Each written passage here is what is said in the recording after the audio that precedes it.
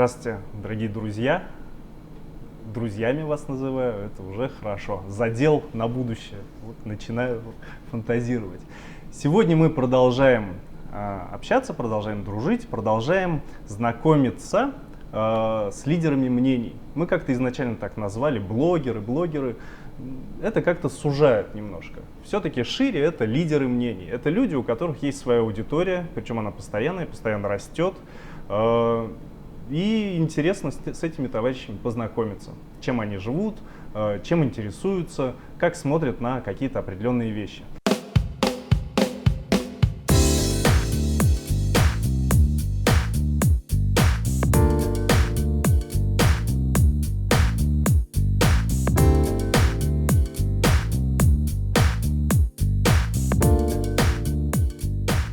Сегодня у нас в гостях замечательный человек. Блогер, фотограф, путешественник, автолюбитель, не любит, когда называют автоледи. Да, вот спросим, почему. Оксана Мамонтова. Здравствуйте. Привет, дорогой гость. Так дружелюбно, но пока немножко с прищуром. Я поздоровался, потому что лидеры мнения, они такие. Вот мало ли что потом напишут. Ты себя считаешь вот прям человеком, который кует общественное мнение? Чего? Что я? Нет, конечно, нет. Мне кажется, таких людей даже и нет, что прям вот сел человек, он такой, я сейчас накую, да, простите за выражение, общественное мнение. Это нет, это какой-то бред. И нет таких людей, которые бы сели. Так, у меня тут план на год, мне надо стать топ-блогером, лидером мнений, что я буду для этого делать, там вот такую статью напишу, там план на неделю. Я таких людей не видела. То есть есть какие-то там определенные, ну, вроде как схемы, да, которые разработали топовые блогеры, чтобы выйти, ну, куда-то вот, да, на первые места. Но, ну, то есть там из самого простого пишите каждый день. Ну да, можно писать каждый день. Но если человек будет делать это ради того, чтобы ему там выйти в топ, начать зарабатывать на блоге деньги, у него ничего не получится. То есть все блогеры, которые хоть как-то стали популярны, они писали от души. То есть почему я пришла в ЖЖ буквально полгода назад? Потому что мне уже все говорили, сколько можно писать в Фейсбуке, твои тексты не сохраняются, то есть они не индексируются поисковиками, они уходят куда-то в ленту. Ну, и их не так много народу видит, их невозможно как бы заново оттуда поднять. Поэтому я перешла на формат ЖЖ и просто начала писать. То есть у меня есть потребность выражать мысли эпистолярно, скажем так. Вот дело в этом. То есть твоему блогу примерно полгода? Да, в новом году я его завела. Сегодня, кстати, мы подготовились и узнали, что сегодня ночью или вчера вечером 150-й пост у тебя в твоем ЖЖ. То есть у меня юбилей, да? Да, поздравляю. Спасибо большое. Вот, давай. Да, здесь коньячок. Такой утренний. И дальше беседа пошла свободнее.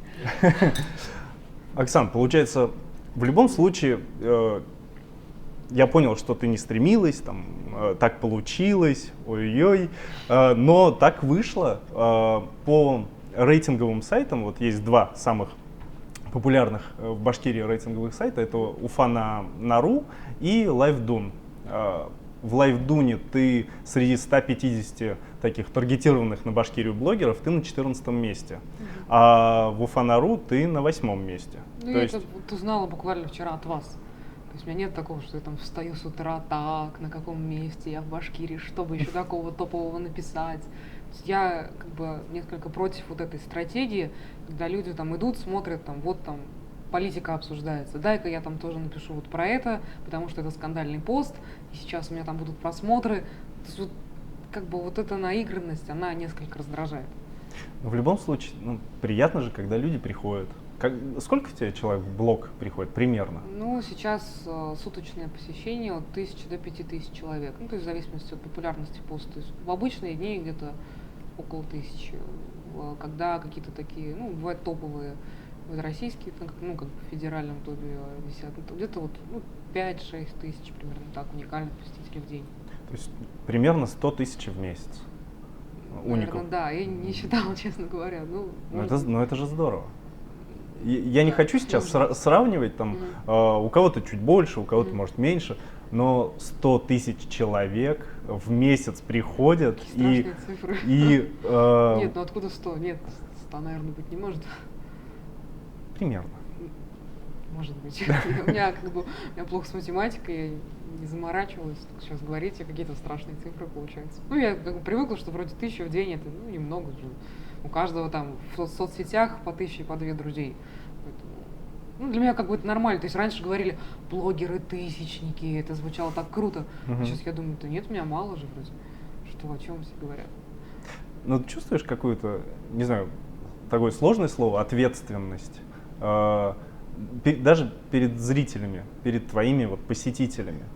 Люди к тебе приходят, например, ты выложила какой-то интересный пост, они прочитали, отметились, не то что отметились, а в комментариях написали свое видение, либо как-то поучаствовали в этой тематике, на следующий день пришли и, например, ничего нет.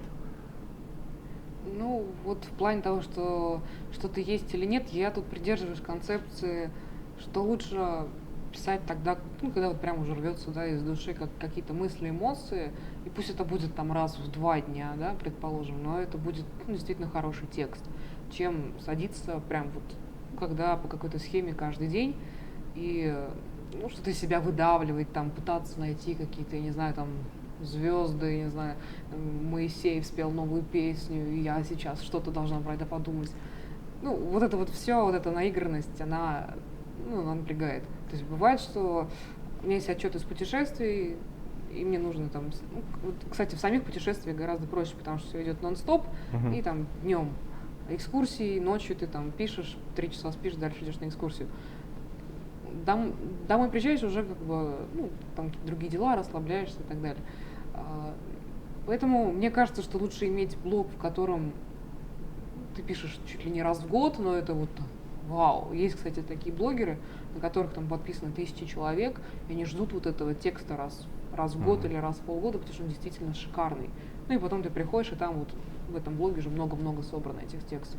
Чем ты приходишь, и там какие-то куча перепостов про песиков, собачек, там еще что-то, и может быть где-то там вот во всем этом хламе, да, найдется какой-то один путный текст.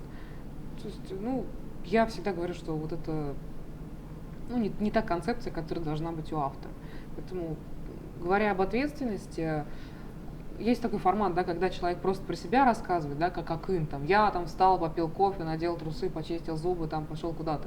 Ну, то есть ему это особо не важно, он просто про себя рассказывает, а людям Мгм. интересно читать о его жизни. А так как я все-таки, ну, журналист, причем с 10-летним стажем, соответственно, у меня есть уже в голове какие-то, ну, догмы, да, и как раз, наверное, про ответственность перед читателем.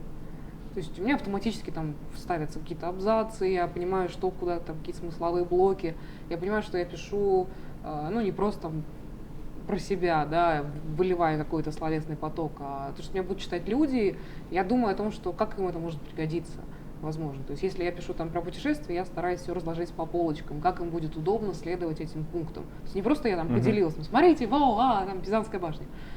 То есть вам нужно там пойти туда-то, вы сможете увидеть вот это, или там, если я пишу мысли, я, ну, тоже стараюсь их переложить на более удобоваримый формат, чтобы люди это почитали, и как бы для них это, ну, может быть, послужило каким-то, какой-то мотивацией к действию, возможно.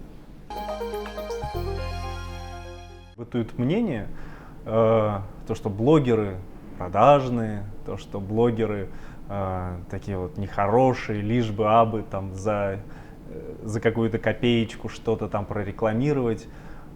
У тебя были платные посты?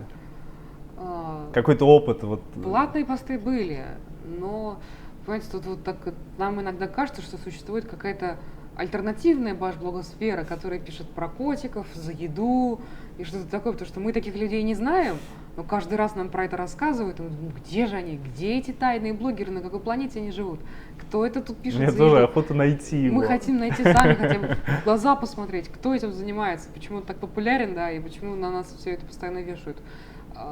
Насчет платных постов, как это происходит? К нам обращаются компании, там, ну, не знаю, предположим, авиакомпании, да, и говорит, мы хотели бы, чтобы вы написали там про то, как у нас все устроено, там, ну, такая-то сумма денег, если вам это интересно, ну, то есть просто осветить, да. пожалуйста, мы там можем съездить в такой определенный блок-тур. При этом мы не собираемся там, о чем, ну, во всяком случае, моя позиция, да, я не буду врать про какую-то компанию за деньги. То есть мне скажут, там, напиши, не знаю, там, что вот у нас там хорошие самолеты, а на самом деле я знаю, что они не очень. Я не стану ничего придумывать. То есть если я согласна с мнением этой компании, если я поддерживаю ее позицию, там, в том числе на рынке, я могу про нее написать. Ну и то там не так, что вот там все идите покупайте. То есть все-таки я писатель, я автор, поэтому моя задача сделать это так, чтобы не просто там деньги отработать, да, чтобы было интересно и читателям, и полезно самим партнерам. Ну и плюс сейчас как-то вот уже больше перешли на тот формат, что организовывают действительно какие-то блок-туры, которые там финансируются организациями, да, то есть как вот у нас была экспедиция «Волга». То есть мы вроде бы напрямую их не рекламируем, там есть какие-то их логотипы или какие-то факты из их жизни, но при этом мы пишем совершенно о другом. Я несколько не понимаю эти компании, которые там, давайте придите к нам, и тут приходит сразу 20 человек-блогеров, они их всех таки накормили, напоили, там, не знаю, денег им заплатили, и они одно и то же, все вот это вот мы попили, не знаю, там, лимонада, вот мы там поели колбасы, и вот компания молодец. Я не понимаю смысла вот этих 20 одинаковых причем постов, в одно и то же время. В одно и то же время, да. Еще и смысл для компании, то есть я вот этого не понимаю. То есть если уже рассказывать про какую-то там, завод, компанию, еще что-то, то нужно там идти, вникать в производство. То есть даже тоже все работа, причем как, даже, может быть, больше журналистская работа, вникнуть именно и рассказать с той грамотной позиции, которая это есть. То есть когда мы ходили на ТЭЦ, на ГЭС, там действительно вероятно сложно понять. То есть это уже очень техническая информация, поэтому что я в тот момент делала, это просто выложила фотографии. То есть, и написала там, что я поняла, это водосброс, это там заборы, это то-то, то-то. И вот фотки красивые. То есть это вот все, что я могу рассказать, или там у них там открылся новый цех. Потому что если я начну там совсем копаться, это как бы будет тяжело. И по поводу такой, может быть, еще, да, продажности. Кто-то говорит, вот там тебе там заплатили, ты там пишешь про какую-то политику, там, были такие какие-то вопросы, что типа ты поддерживаешь там саммиты, да, не поддерживаешь. Тут я вообще совершенно вне системы, то есть я пишу о том, что я как бы думаю, в настоящий момент мне нельзя сказать, так, вот тебе деньги, давай там напиши, как мы хотим. То есть мне это будет уже неприятно.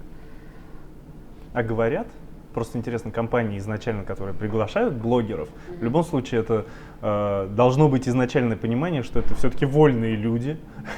Вот. И оговаривается ли формат освещения, позитивный или а вот сюда, ребят, не ходите, тут у нас за забором ядерная свалка, поэтому, двуголовый кот сейчас пробежит, все, снимайте. Я думаю, что компании, даже вот уфимские, и вообще сейчас уже по России, они привыкли, что блогеры это такие люди, которые, если они найдут даже там в каком-то что-то такое прям совсем нехорошее, да, они про это скажут. Поэтому обычно там обращаются совершенно адекватные люди, или там даже я пишу тест-драйвы. Я говорю, ребят, вот там, не знаю, эта машина ест там 17 литров бензина, я не могу про это не сказать, это очень много. Они мне говорят, хорошо, пиши, но постарайся помягче это сделать. То есть освещайте, но не так, что прям фу, там, да, что это за кошмар, как в каком-то таком формате, что вроде донес информацию, но не так прям категорично это делаешь. Вот. Никогда такого не было, что нам там рекомендовали писать только хорошие, или рекомендовали смотреть только куда-то в какое-то конкретное место. Я думаю, что это нонсенс. Такого никогда не было, да и блогеров вроде бы таких нету. Все компании достаточно адекватные, плюс если кому-то обращаются такие компании, которым, может быть, мы сами не доверяем, да, я просто отказываюсь. Я говорю, что там, не знаю, какой-то там ресторан, да, который я сомневаюсь в качестве его продуктов, я не буду про него писать. То есть мне как-то...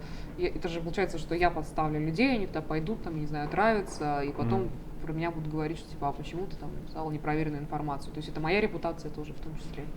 Как ты думаешь, вообще в целом, откуда растут многие претензий к блогерам? Почему-то, вот недавно прошли ШОС и БРИКС, вот эти саммиты, и в информационном поле было очень много возмущений. Либо почему вы не пишете вообще в принципе о политике, либо почему вы хвалите либо «А почему это вы ругаете, у нас так хорошо, в кои-то веки к нам китайцы приехали».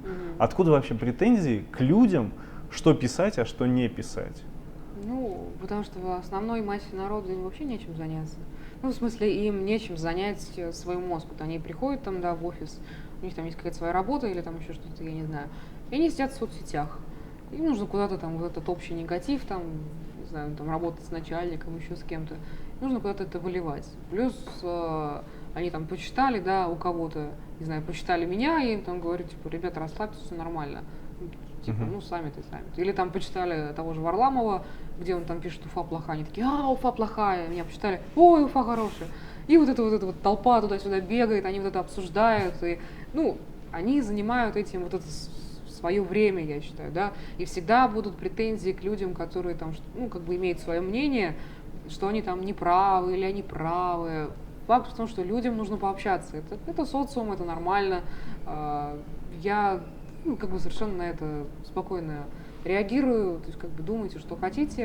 Я уже даже писала, у меня был пост о том, что в принципе писатели и блогеры это как бы даже вредно для здоровья, потому что человек, владеющий словом, он может убедить в чем угодно. Он может рассказать там, да, там, про ту же Уфу так, что все скажут: точно, мы же тут жили всю жизнь, как мы не понимали, что здесь плохо. И тут же может появиться другой, да, такой талантливый человек, который расскажет: смотрите, вот же у нас там такое здание хорошее, парк хороший, то хорошее. И люди такие: точно, точно же хорошо. То есть вот очень бы хотелось, чтобы ну, у каждого было какое-то свое мнение, да, что они не то, что там вот прочитали, впитали, и теперь они думают так, как им сказали, потому что это выглядело убедительно. То есть, как я читаю, я смотрю разные мнения каких-то людей, да, которые, ну, может быть, убедительны. Если они говорят про это убедительно и хорошо, я думаю: вот молодец, написал хорошо, но при этом мое мнение не меняется. То есть либо есть такой журналистский принцип: нельзя верить ни одному из источников, пока ты не проверишь еще. То есть минимум 3 независимых источника должны подтвердить эту информацию. А люди верят почему-то на слово. Одна известная в России блогер, ну, девушка такая скандальная, она сказала: вот, там, Варламова подкупили, точнее, ну, как бы его подкупила там какая-то оппозиция, которая хочет сдвинуть власть. Причем она не привела совершенно никаких аргументов, она написала: ну, не может же он там на одну поездку, там, предположим, это будет 50 тысяч на 2 дня в Уфе, ну, то есть уже бред, да, начинается. Тратить свои деньги, там, и т.д. и т.п., и, наверное, там, ему заплатили, чтобы там нашу власть там куда-то сдвинули. И тут же появились люди: точно, я же говорил, я же думал так. И когда у них спрашиваешь: а где аргументы, где факты, которые это подтверждают, они не знают, что ответить. Говорят: ну, она же, наверное, откуда-то это знает. Поэтому любой блогер, да, тем более вот это вот освобождает от ответственности. Любой блогер может написать все, что он думает. Любые слова, что угодно. Главное, чтобы это выглядело убедительно. А если еще и люди когда-то там предполагали, что это так, то все, они придут его поддерживать. Сложилась картинка. Да, то есть у них так: вот, точно, я не один так думаю, значит, все, значит, вот она, правильная картина мира. То есть вот это, ну, хотелось бы как бы переломить, да, поэтому я стараюсь, если я что-то говорю, то, ну, стараюсь быть, во всяком случае, объективной, как бы тоже такой журналистской, да.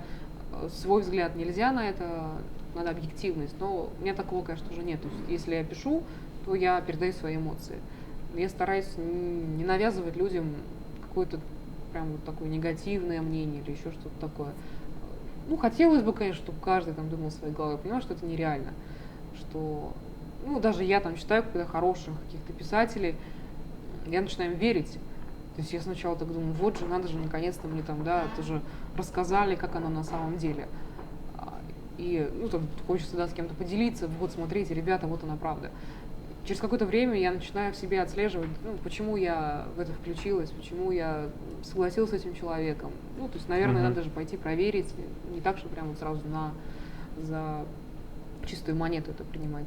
Я начинаю думать, там где-то у кого-то еще спрашивать, узнавать. Я поняла, что нет такого, что вот одна какая-то истина вообще есть. Везде как минимум 2 мнения. Хочу призвать всех не верить, ну, вот в эти вот, да, какие-то убедительные слова, которые какие-то восторженные люди вам передают. То есть им кто-то рассказал, там, я не знаю, там, про что угодно, там, про бензин, там, или еще про что-то, и они такие раз, и пришли тоже, открыли вам глаза, ну, а так как они на пике эмоций, да, вам это тоже передалось. Старайтесь как-то, ну, фильтровать вот это пространство. собственных мыслей. И, конечно, хочется поблагодарить наших друзей, ресторан «Удовольствие Фарфор». Проспект Октября, 128, дробь 2, в самой географической середине города Уфы. Приходите, здесь вкусно, здесь уютно, здесь красиво и, кстати, абсолютно недорого. Вкусно, здорово и недорого. Что еще нужно? Ресторан «Удовольствие Фарфор».